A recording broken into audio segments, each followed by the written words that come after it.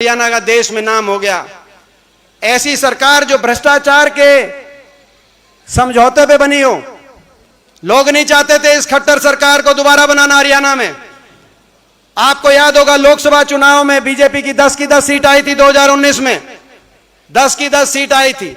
80 सीटों पे बीजेपी की लीड आई। बीजेपी ने नारा दिया विधानसभा चुनाव में। उसके बाद 75 पार का खट्टर साहब ने नारा दिया। 75 पार का दिया था कि नहीं दिया था 75 पार का नारा? लेकिन 75 पार का नारा था। टीवी 85 पार दिखा रहा था सर्वे, लेकिन हरियाणा का मतदाता नहीं चाह रहा था। 75 पार का नारा हरियाणा के मतदाता को नहीं सुहा रहा था। 14 मंत्री उतरे उस सरकार के। अगर 75 पार की चाह होती हरियाणा के मतदाता के दिल में, उस सरकार को दोबारा बनाना चाहते खट्टर सरकार को, तो 14 में से मात्र 2 मंत्री, मुख्यमंत्री जी और अनिल विज, वो वापस पहुंचे विधानसभा में। बाकी 12 मंत्री लोगों ने वापस नहीं पहुंचने दिए 75 पार के नारे पे। लोगों ने कहा कि भाई हमको भाई 75 पार देखी जाएगी, लेकिन ये मंत्री वापस नहीं पहुंचना चाहिए। रोहतक से मनीष ग्रोवर आ रहे, तो बादली से जो आज बीजेपी के प्रदेश अध्यक्ष हैं, कल उनका बयान आ रहा था, ओम प्रकाश धनखड़ जी, वो बादली से हारे। कृष्ण पवार इसराना से हारे, तो रामविलास जी महेंद्रगढ़ से हारे। कविता जैन सोनीपत से हारी, तो नारनौन से कप्तान अभिमन्यु हारे।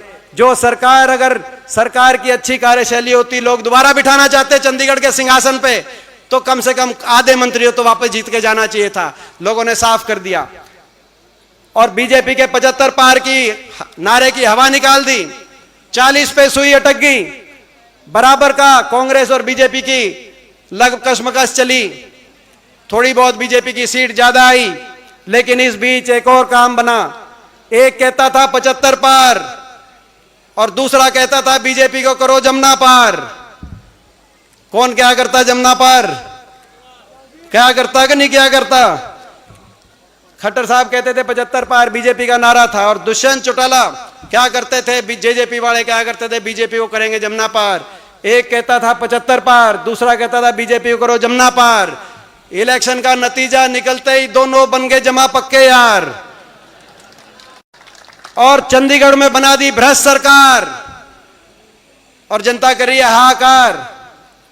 2 बातें कही थी उन्होंने, 2 बातें, कि बीजेपी को करेंगे जमुना पार और 5100 बुढ़ापा पेंशन। मुझे आज भी याद है वो दिन जब नतीजा आया, जेजेपी ने कहा प्रेस कॉन्फ्रेंस करके कि भाई हमारी कंडीशन है 5100 पेंशन जो देगा। पहली बात तो भूल गए कि बीजेपी को करो जमुना पार। दूसरी बात क्या, भाई 5100 पेंशन देगा, उसके साथ हम समझौता करेंगे, कांग्रेस देगी या बीजेपी देगी। तुरंत 31 विधायकों ने बैठ के, हुड्डा साहब ने, हम लोगों ने 4 बजे उनकी प्रेस कॉन्फ्रेंस थी, 5 बजे हमने प्रेस कॉन्फ्रेंस करी दिल्ली में कि भाई पेंशन भी देंगे, क्योंकि कांग्रेस के घोषणा पत्र, आपसे पहले कांग्रेस के घोषणा पत्र में है 5100 पेंशन। और हम 1 नवंबर, तो हमने तारीख भी तय करी कि 1 नवंबर 2019, यानी कि 4 साल पहले शुरू हो जाती। हमने कहा भाई हमारे साथ आओ, लोगों ने इस सरकार को हराने के लिए मत दिया है, हमारे साथ आओ, 5100 पेंशन भी देंगे, और भी कोई बात होगी पूरा आपको मान सम्मान भी देंगे, हमारे साथ पेंशन, हमारे साथ आओ। उचाना में लोगों से पूछा दुष्यंत चौटाला ने क्या करना चाहिए, लोगों ने, सबने कहा कि भाई कुछ भी करना, लेकिन बीजेपी का साथ नहीं देना। मैं गलत तो नहीं कह रहा, ये कहा था कि नहीं कहा था, मैं कहना चाहता हूं, बोला कुछ भी करना, बीजेपी का साथ ना देना। उचाना से गाड़ी चली जींद तक, रोहतक तक, बहादुरगढ़ दिल्ली बॉर्डर तक गाड़ी ठीक रास्ते पे चल रही थी।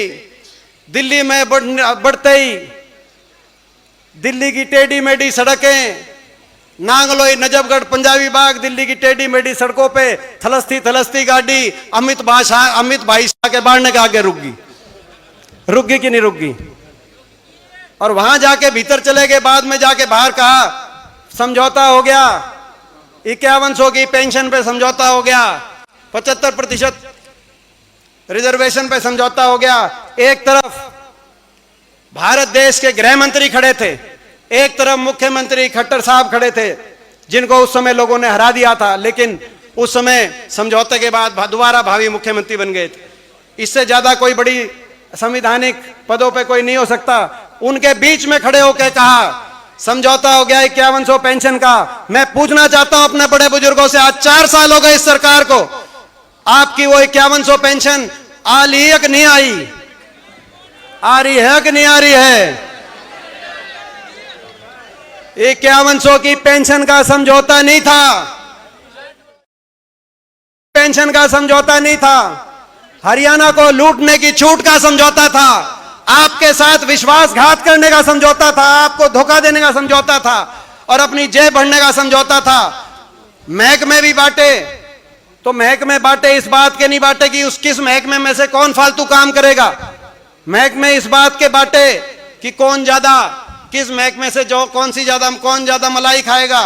शराब का महकमा किसके पास जाएगा, एक्साइज का किसके पास जाएगा, पंचायत का महकमा किसके पास जाएगा, और कौन सा खोपर है जो सरकार में बढ़ जाएगा। और ये मैं नहीं कह रहा, इनके विधायक कह रहे हैं कि भाई 1-1 लाख कौन सा खोपर है जो सरकार में बढ़ के 1 लाख जिम्मेगा।